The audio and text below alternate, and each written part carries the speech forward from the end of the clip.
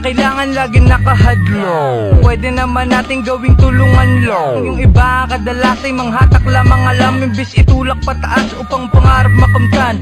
Iisang tunog lang ating kinahiligan, kahit na sino walang karapatan na humarang sa taong nangangarap. Manahimik ka na lang, magbigay patunay muna bago ilabas yung yabang. Mangarap ka na lang din at lagiring manalangin, di yung manlalait ka tas yung tao sisirain. May gusto siyang makamit, di tulad ng yung hangarin, planado kanyang pangarap. Huwag mo siyang gambalain, alalayan sa paglakad, imbis na yung patirin ang totoong sa kaldero ay dapat nakilalanin. Kung ano ang nakahain, yun ang siyang ating kainin. Di yung wala nang pera, gusto ba ay mamahalin ang bilihin kapatid?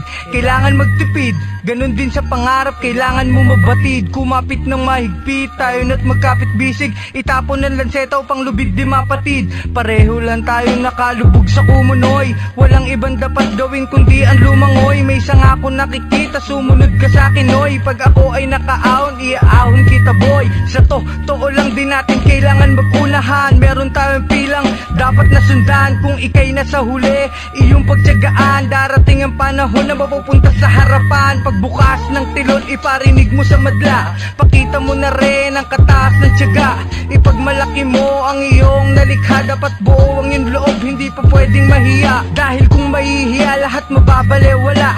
Kung may manlalait, gamitin ang pakumbaba.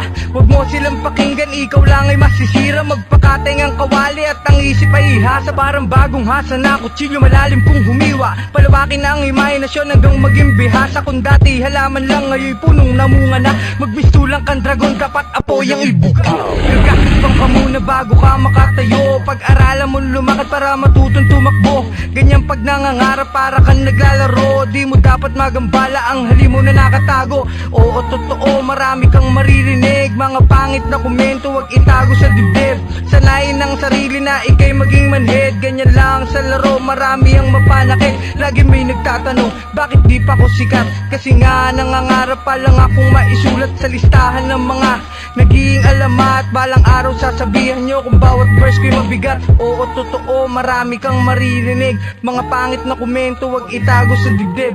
Sanayin ng sarili na ikay maging manhid, ganyan lang sa laro, marami ang mapanakit. Lagi may nagtatanong, bakit di pa ako sikat? Kasi nga nangangarap pa lang akong maisulat sa listahan ng mga naging alamat. Balang araw sasabihan nyo kung bawat verse ko'y mabigat. Peace.